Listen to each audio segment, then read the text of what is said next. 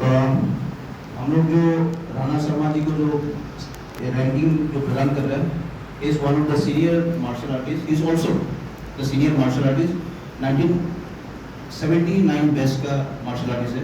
तो मैं चाहता जोर से हाथ ताली।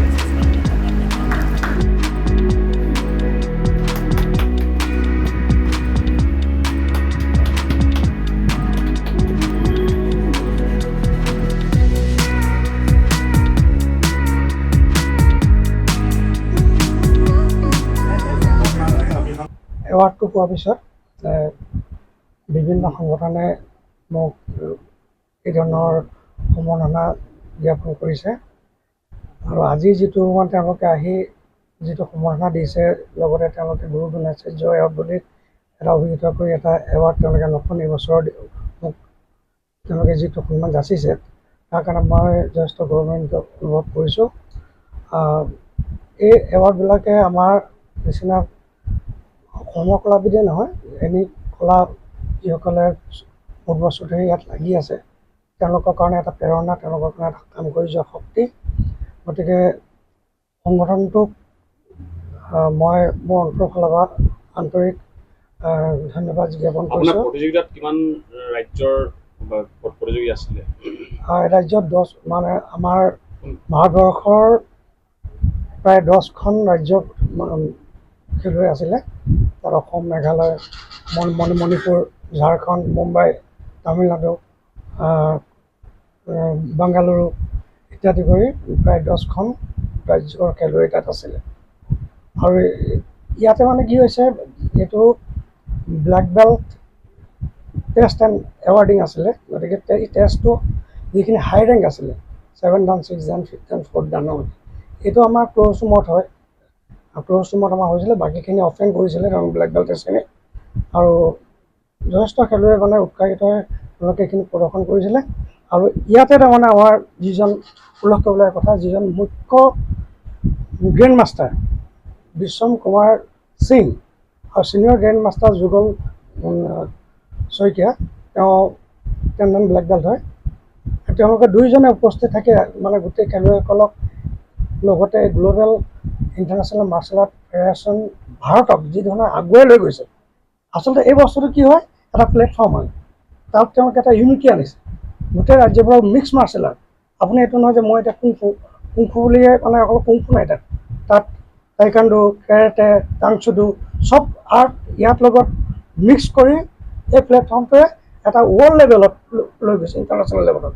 যোৱা 2016ত দিল্লীত মানে GM গ্ৰেণ্ড মাষ্টাৰ বিশ্বম কুমাৰ সিঙে অসমৰ পৰা গৈ দিল্লীত তেওঁ ৱৰ্ল্ড চেম্পিয়নশ্বিপ পাইছিলে। এটা বৰ ডাঙৰ কথা। কিন্তু আমি জেনেৰেলি দিল্লীত পাতে আমি যাওঁ, অসমৰ পৰা গৈ দিল্লীত পাতিছে আৰু প্ৰায় 17খন দেশে জইন কৰিছে। এতিয়া এই অৰ্গেনাইজেশ্যনটো এবভ 65 কাণ্ট্ৰিজ আছে। মই জনামতে এতিয়ালৈকেতো 71খন প্ৰায় হ'ল, কিন্তু এবভ 65 অলৰেডি জইন কৰা আছে। গতিকে এই অৰ্গেনাইজেশ্যনে অসমৰে নহয় গোটেই ভাৰতবৰ্ষৰখিনিক এটা ইউনিটি কৰি ইণ্টাৰনেশ্যনেল পৰ্যায়ত লৈ যাব বিচাৰিছে খুব ষ্ট্ৰংলি। আৰু আমাৰ যিখিনি নতুন শিকাৰু আছে তেওঁলোকৰ কাৰণে এইটো খুব ভাল খবৰ। মানে আমি এটা প্লেটফৰ্ম পাইছোঁ এনেকুৱা ধৰণৰ। আৰু সেই মানুহজন আমাৰ অসমৰ পৰা লিডিং কৰিছে, অসমৰ পৰা লিডিং কৰি তেওঁ ইণ্টাৰনেশ্যনেল পৰ্যায়ত তেওঁ ইমান এটা হল বনাইছে। আৰু সেইটো আপোনালোকৰ চবৰে আশীৰ্বাদ। হয়তো আজি আপোনালোক নাহিলে মোৰ কথাখিনিতো লোকে কেনেকৈ গম পাব। গতিকে আপোনালোকৰ দ্বাৰাই মই এই ইনফৰ্মেশ্যনটো দিব বিচাৰিছোঁ যে আজিকালি মাৰ্চেল আৰ্টবোৰ আগতে আমি যেতিয়া শিকিছিলোঁ তেতিয়া কি হৈছিলে, অভিভাৱকসকলে মানে কয় যে শিকিব নালাগে। মোৰ ঘৰতে তেনেকৈ আছিলে, মায়ে মোক উৎসাহিত কৰিছিলে যে তই কৰ। দেউতা আৰ্মি আছিলে, কিন্তু দেউতাই তেতিয়া কৈছিলে ভয় কৰে, মানে কি দুখ পাব, কিবা পাব, কোনোবাই কিবা কয়। আজিকালি উল্টা হৈছে, অভিভাৱকসকলে বেছি ল'ৰা ছোৱালীক উৎসাহিত কৰিছে যে তই শিক। আৰু আজিকালি আপুনি ইনফৰ্মেশ্যনটো পাই যায়, আপুনি ধৰক মিডিয়াৰ যুগ, আপুনি সকলো বস্তু পায়, লাগতিয়াল বস্তুখিনি পায়। বোলে কিক পেড লাগে, কিক পাঞ্চ লাগে, এনি বস্তু আপুনি পাই যায়। আৰু আপুনি কম্পিটিশ্যনটো মোৰ লেভেলটো কি হৈছে চাবলৈ ইণ্টাৰনেশ্যনেল আপুনি ভিডিঅ' চাব পাৰে। এইটো দেখোন মই খেলিব গ'লে দিল্লীত এই ষ্টেণ্ডাৰ্ড লাগিব, সেই বস্তুটো আমি আগতে গম নাপাইছিলোঁ নহয়, ষ্টেণ্ডাৰ্ডটো গম নাপাওঁ।